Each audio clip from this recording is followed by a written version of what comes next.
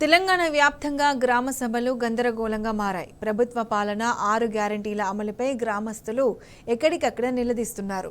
యాదాద్రి భువనగిరి జిల్లా మోత్కూర్ మండలం దాచారంలో గ్రామ సభ రసాభాసగా మారింది.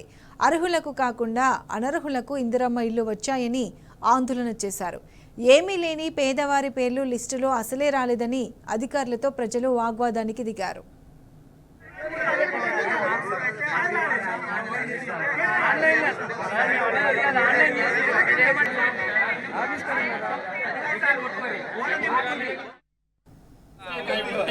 ఈ రోజు కూడా అప్లికేషన్ తీసుకొని ఈ రోజు మేము సాయంత్రం పోయి అప్లోడ్ చేయించి ప్రతి ఒక్కరికి బెనిఫిట్ పొందేలాగానే ప్రతి ఒక్కరికి అందే లెక్కనే మేము చూస్తాం. కాబట్టి ప్రతి ఒక్కరికి రావాలని కోరుకుంటున్నాం. ఏదైనా జరిగి ఉంటే మళ్ళీ రిసిప్ట్ అప్లికేషన్ తీసుకొని మళ్ళీ పొందుపరిచి వాళ్ళకు ఎంక్వైరీలు చేసి మళ్ళీ వాళ్ళకు వచ్చేటట్టు తయారు చేస్తాం.